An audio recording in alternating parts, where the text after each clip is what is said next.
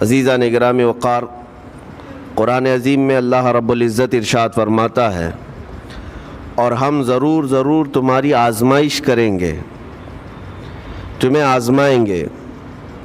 کن چیزوں سے آزمائیں گے؟ تمہارا امتحان ہوگا۔ 4 چیزوں کا ذکر اس آیت میں آیا ہے۔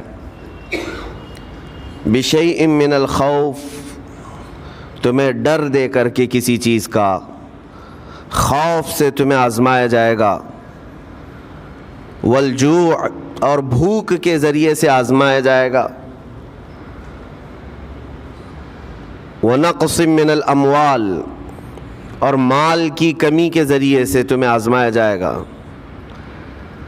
مال گھٹ جائے گا، فاقہ ہوگا، اس طرح سے تمہیں آزمایا جائے گا۔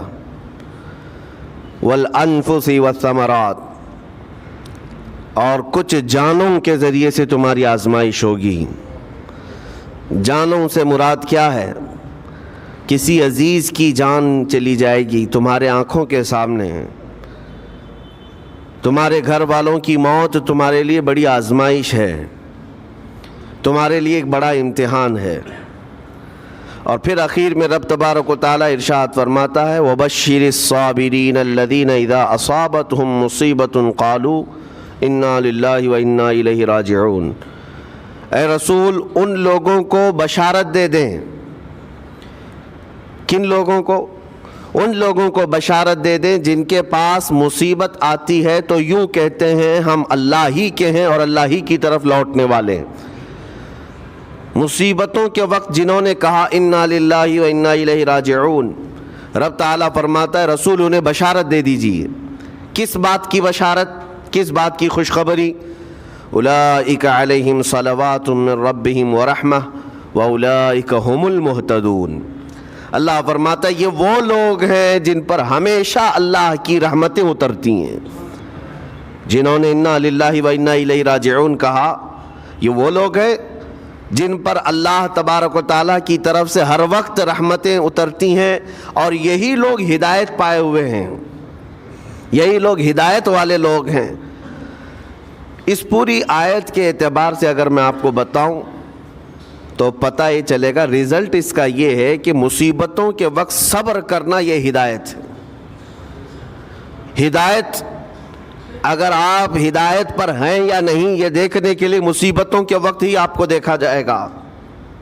گھر میں کسی کا انتقال ہو جائے اور پھر دیکھا جائے گا کہ تمہاری زبان سے الفاظ کیا کیا نکلتے ہیں، تم شکایتیں کن کن باتوں کی کرتے ہو، پھر دیکھا جائے گا ہدایت پر ہو یا گمراہ ہو۔ ایک روایت میں یہ بھی ہے کہ جب کسی کے بچے کا یا کسی کے بھائی کا یا باپ کا انتقال ہوتا ہے گھر میں، تو جنازہ اٹھانے سے پہلے ہی وہاں ایک فرشتہ آتا ہے۔ وہ فرشتہ گھر والوں کا معائنہ کر رہا ہوتا ہے کہ کون کون کیا کیا کہہ رہا ہے۔ رب ذوالجلال ہر چیز کی خبر رکھتا ہے، لیکن فرشتوں کو اسباب بنایا گیا ہے اور گواہ بنانے کے لیے انہیں یہ ڈیوٹی دی جاتی ہے۔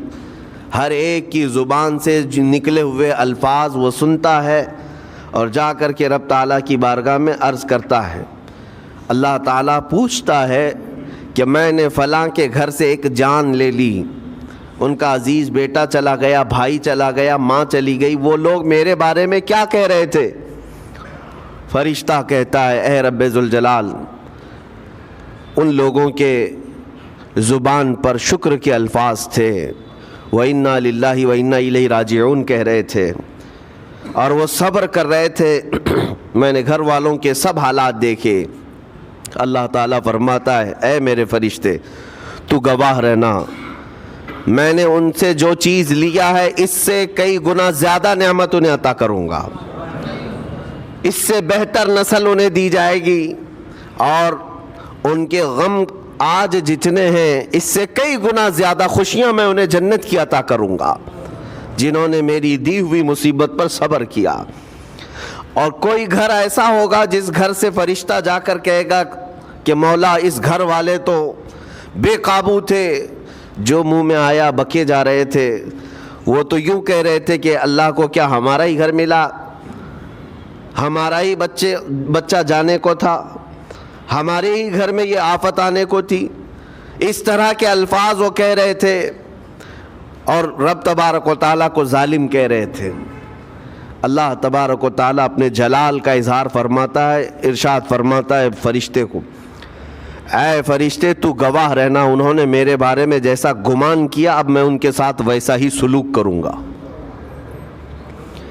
اللہ تبارک و تعالیٰ کے ساتھ یہ گمان جس طرح بندہ کرے گا اللہ تعالیٰ اس کے ساتھ اسی طرح کا سلوک فرمائے گا۔ اس کو ارحم الراحمین ہی تصور کرو۔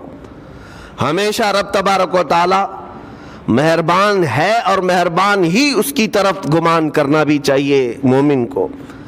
انشاءاللہ العزیز مہربانی ہوگی، اور بلکہ دلوں کا قرار اور سکون بھی رب تعالیٰ ہی عطا کرتا ہے۔ اے میرے عزیزو، یہ تمہیدی باتوں کے بعد میں اب عرض کرنا چاہتا ہوں، محرم الحرام کے مہینے میں کربلا کے واقعات سنتے ہی رہتے ہیں۔ میرے عزیزو، ہم بچپن سے لے کر اب تک ہر سال کربلا میں ہونے والے عظیم حادثے کو سنتے بھی آ رہے ہیں۔ 14 صدیوں گزر جانے کے بعد بھی اس واقعے کو یاد کرتے ہیں تو آنکھیں بھیگ جاتی ہیں۔ اس میدان میں، وہاں کے ریگزاروں میں رسول کریم صلی اللہ تعالیٰ علیہ وسلم کے اہل بیت کا جو امتحان تھا وہ کتنا سخت تھا، کتنا کٹھن تھا۔ کسی ایک کے ساتھ کوئی معاملہ ہو جائے تو سمجھ میں آئے، امام عالی مقام سید الشہداء امام حسین رضی اللہ تعالیٰ عنہ کو کتنا بڑا امتحان دینا پڑا ہوگا۔ ایک نہیں، اپنے خاندان کی 29 لاشیں انہوں نے اٹھائی ایک دن کے اندر، اپنے خاندان کی۔ پھر دوسرے ان کے اصحاب اور رسول اللہ کے صحابہ بھی اس میں موجود ہیں، اور دوسروں کے بچے بھی اس میں موجود ہیں۔ کل ملا کر 72 لوگوں کی وہاں پر جانیں گئی ہیں، شہادت کا جام انہوں نے نوش کیا ہے، لیکن ہر گھڑی امام حسین ہر موت کو دیکھتے رہے۔ آج کبھی تصور کرنا، ہمارے گھر میں کسی ایک فرد کا انتقال ہو جائے تو گھر پورا عجیب سا ہو جاتا ہے، پورے گھر کا سکون غارت ختم ہو جاتا ہے۔ ہم میں سے کوئی کھانا پینا نہیں چاہتا، ہمارے باپ کا انتقال ہو یا بیٹے کا انتقال ہو یا بھائی یا ماں کا انتقال ہو۔ لیکن امام حسین کی وہ بات مجھے یاد آتی ہے جب اپنے جوان بیٹے علی اکبر کی لاش پر گھوڑے دوڑتے ہوئے بھی دیکھ رہے تھے۔ اپنے سگے بھتیجے امام قاسم کا سر الگ کر دیا تھا یزیدیوں نے، اور اس سر کو اپنی گود میں رکھ کر کے بیٹھے ہوئے تھے۔ اپنے سگے بھائی حضرت عباس علمبردار کے، ان کے آنکھوں کے سامنے دونوں ہاتھ کاٹے گئے تھے، اور حضرت عباس کے سینے میں نیزہ مار کر کے انہیں گرایا گیا تھا۔ اتنا ہی نہیں میرے عزیزو، امام حسین اس خونی منظر کو اپنی آنکھوں سے دیکھیں جب 6 ماہ کے علی اصغر کو لے کر پانی طلب کرنے گئے تھے تو یزیدیوں نے گلے پر تیر ایسا لگایا تھا کہ خون کا فوارہ مولا حسین کے چہرے پر آ کر لگ گیا۔ پورے کربلا کے واقعات پڑھنے کے بعد میں نے محسوس کیا، اتنے پورے واقعے گزر جانے کے بعد بھی ایک چیز کربلا میں نہیں ہوئی، باقی سب آفتیں آئی ہیں، ایک چیز نہیں ہوئی۔ وہ کیا ہے؟ امام حسین کے زبان سے کوئی شکایت نہیں ہوئی، کوئی شکوہ نہیں تھا۔ یہ نہیں تھا کہ سارے بجلیاں ہم پر گر پڑی ہیں، اس خاندان کا کون ہے؟ سوائے زین العابدین کے اس پورے خاندان میں کوئی مرد باقی نہیں رہا۔